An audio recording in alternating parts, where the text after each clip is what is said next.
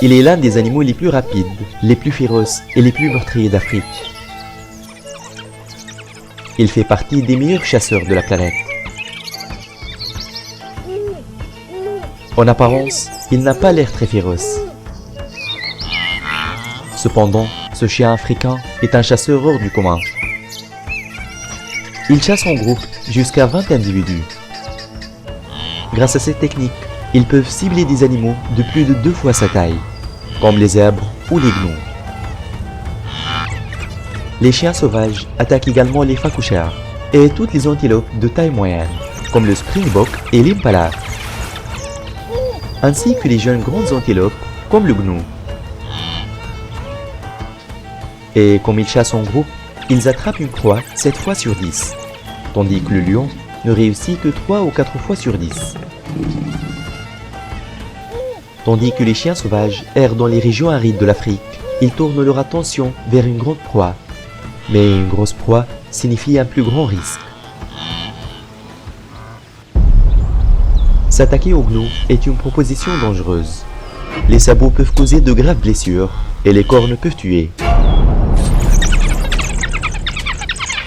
Ils ont réduit la distance entre eux et le troupeau, puis ont commencé la poursuite. C'est une lutte pour la survie. Les gnous tentent de s'échapper et de préserver les membres du troupeau. Mais c'est très difficile à faire. Les chiens sauvages sont des animaux très rapides et leur force réside dans leur abondance.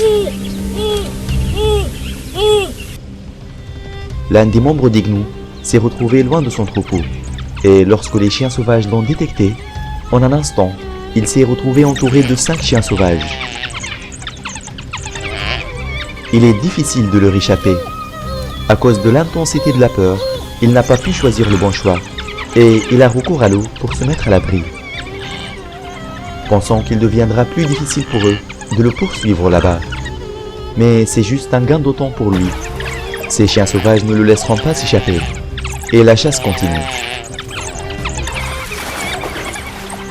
Le gnou essaie de se défendre de toutes ses forces. Il essaie de leur faire peur, de les éloigner ou de tuer l'un d'eux. Mais ces chiens n'abandonnent jamais.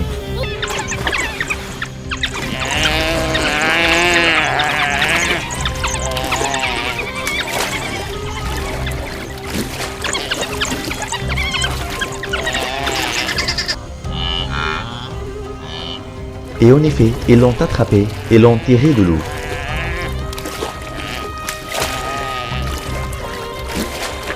Il n'a pas réussi malgré sa résistance. Ce sont des animaux mortels et la mort de la proie pour eux est inévitable.